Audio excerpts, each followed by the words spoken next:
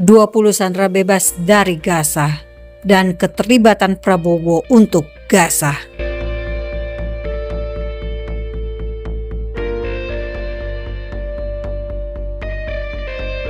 Shalom, saya Monique Riekers dari YouTube Fakta Israel. Saudara, hari ini kabar baik datang untuk bangsa Israel setelah 2 tahun 1 minggu menantikan kepulangan para sandera.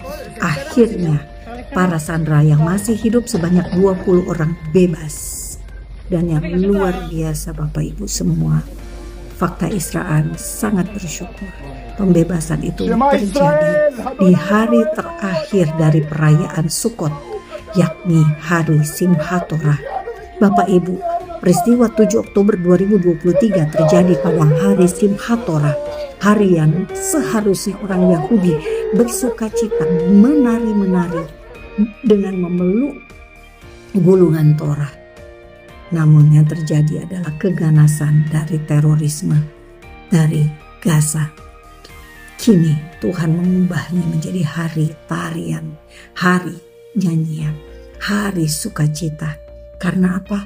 Para sandera yang hidup kembali pulang ke rumah, bisa berkumpul kembali bersama keluarga, bisa dipeluk kembali oleh orang tua mereka, oleh kekasih mereka, oleh keluarga dan teman-teman mereka. Bapak Ibu, Israel membayar mahal untuk kebebasan 20 tawanan yang masih hidup. Dengan pertukaran sandera, dengan pertukaran antara sandera dengan napi terorisme. Ada sekitar 1917 napi terorisme dan tahanan di penjara Israel yang harus dibebaskan demi kepulangan 20 sandera yang masih hidup dan sandera yang sudah tewas, tetapi jenazahnya masih disimpan teroris di Gaza. Namun Bapak Ibu, perlu Bapak Ibu ketahui, para napi teroris yang ditukar dengan tawanan ini, mereka tidak boleh ada di Gaza, mereka tidak boleh ada di tepi barat. Sebagian dari mereka harus dideportasi ke negara ketiga, antara lain ke Mesir, ke Qatar atau ke Turki. Ada 154 napi teroris yang dibebaskan dalam tukaran tawanan dengan napi teroris ini, yang dibebaskan dan sudah tiba di Mesir. Bapak Ibu semua, mereka ini adalah napi yang dikembalikan ke pihak Gaza di Rafah, tetapi mereka akan dibawa dari Rafah ini ke Mesir. Bapak Ibu, apa yang terjadi dengan para sandera yang dibebaskan ini? Mereka bersyukur, pasti sangat bersyukur bisa kembali bersama keluarga mereka, bersama dengan kekasih mereka, bersama dengan keluarga dan orang tua, teman-teman mereka. Namun perlu Anda ketahui, pasti mereka sangat trauma. Mereka berada begitu lama di dalam tawanan.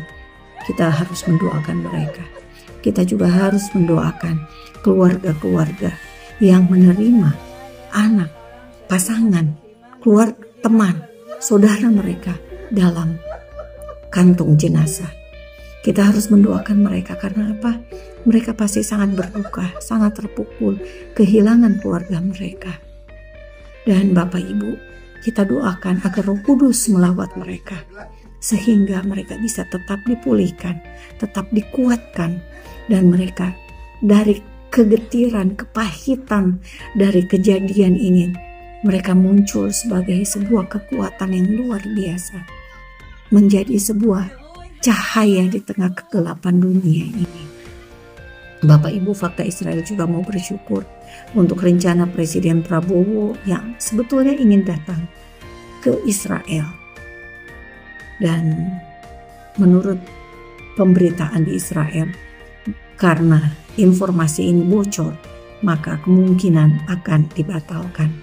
Namun niat ini sudah sangat baik, dan Prabowo juga akan mengikuti rencana kesepakatan perdamaian lebih lanjut dengan Presiden Trump dan Presiden Mesir Al-Sisi di Sharm el-Sheikh. Bapak Ibu, tentu saja ini adalah langkah besar bagi Indonesia, karena Indonesia terlibat langsung dengan negara seperti Amerika, seperti Mesir yang sudah menjalin hubungan damai dengan Israel. Dan tentu saja ini sangat positif. Karena apa? Karena Indonesia mau terlibat langsung untuk juga bernegosiasi dengan pihak Israel. Dalam hal ini kita ingat bagaimana Presiden Prabowo menyatakan Israel juga perlu dijamin keamanannya. Karena itulah Presiden Prabowo ingin mengirimkan pasukan perdamaian dari Indonesia untuk terlibat menjaga perbatasan antara Gaza dan Israel. Ini tentu saja sebuah langkah maju Bapak Ibu. Karena selama ini Indonesia hanya bersuara dari sisi Palestina saja. Dan kalau fakta Israel bisa menambahkan, Bapak Ibu tentu ingat bagaimana di deklarasi New York, Indonesia juga setuju agar Hamas meletakkan senjata. Jadi di kedepannya Bapak Ibu, kita ingin melihat bagaimana proses antara Indonesia dan Israel ini semakin rapat, semakin dekat, semakin baik. Dan kita berdoa karena apa? Perdamaian tentu baik. Damai selalu baik, tetapi damai hanya bisa tanpa teroris. Karena itu Hamas harus meletakkan senjata. Dan Gaza harus dikelola oleh pemerintahan yang benar, bukan pemerintahan yang teror, yang senang teror, senang melakukan kekerasan. Bapak Ibu, fakta Israel juga mengingatkan bahwa saat ini IDF, pasukan pertahanan Israel, telah mundur dari Gaza. Ada sekitar 53% wilayah dari jalur Gaza yang masih dikuasai oleh IDF.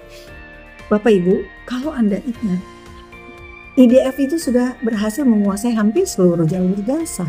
Karena itu jika IDF setuju untuk mundur dan hanya menjaga sekitar 53%, tentu ini sebuah langkah besar juga, karena hampir setengahnya berarti mereka bisa atau rela untuk mundur.